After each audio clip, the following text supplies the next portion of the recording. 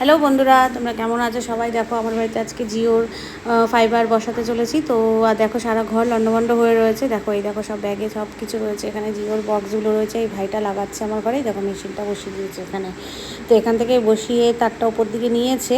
তো সারা ঘর লন্ডভন্ড হয়ে রয়েছে, কত বেলা হয়ে গেছে, এখনও কত কাজ বাকি। তো তোমাদের সাথে এইটুকুনি একটু শেয়ার করে নিলাম যে দেখো তোমাদের সাথে যাতে আমি বেশি বেশি করে আরও গল্প করতে পারি, কথা বলতে পারি, সেই কারণে কিন্তু আমরা জিও ফাইবারটা বাড়িতে বসিয়েই নিলাম শেষ পর্যন্ত।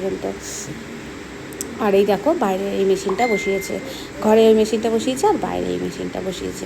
তো এই তারটা ভেতর দিক থেকে নিয়েছে। তো তোমাদের সাথে এই ছোট্ট জিনিসটা শেয়ার করে নিলাম। আর এই ভাইটা যে বসিয়েছে, এখন এই ভাইটাকে একটু চা করে দেবো, তাই আমি এখানে চা বসিয়ে দিয়েছি। আর একদিকে রান্না করছি, কারণ প্রচুর বেলা হয়ে গেছে, আবার এদিকে ঘরের কাজও রয়েছে। তো এই দেখো ভাইটা বসে আছে, এই ভাইটাকে এখন চা করে দেবো। ভাইটা একটু চা খাবে, আবার চলেও যাবে। তো চলে যাওয়ার পরে আমি কি করলাম বলো তো, ঘরের ফ্রিজটাকে পুরো পরিষ্কার করে নিলাম, কারণ আগামীকাল সোমবার, তো তাই সেই কারণে পুরো ফ্রিজ ট্রিজ পরিষ্কার করে একদম পরিষ্কার। দেখো তোমরা এরকম ভালোভাবে কেউ ফ্রিজ পরিষ্কার করতে পারো?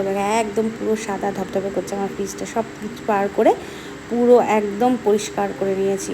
তো কত দেরি হয়ে গেছে বলো তো, এখন কিন্তু অলরেডি 5টা বেজে গেছে। তো দেখো 5টার সময় আমি এই সমস্ত কাজ কমপ্লিট করে এখন আমি স্নান করব, খাওয়া দাওয়া করব, এই সমস্ত কিছু করব। দেখো পুরো একদম ধপধপ করছে। তো এরকমভাবে পরিষ্কার করতে হয় ফ্রিজ, জানো তো, না হলে কিন্তু ফ্রিজ ভালো থাকে না, একদম টপটমাটম পরিষ্কার করতে হয়।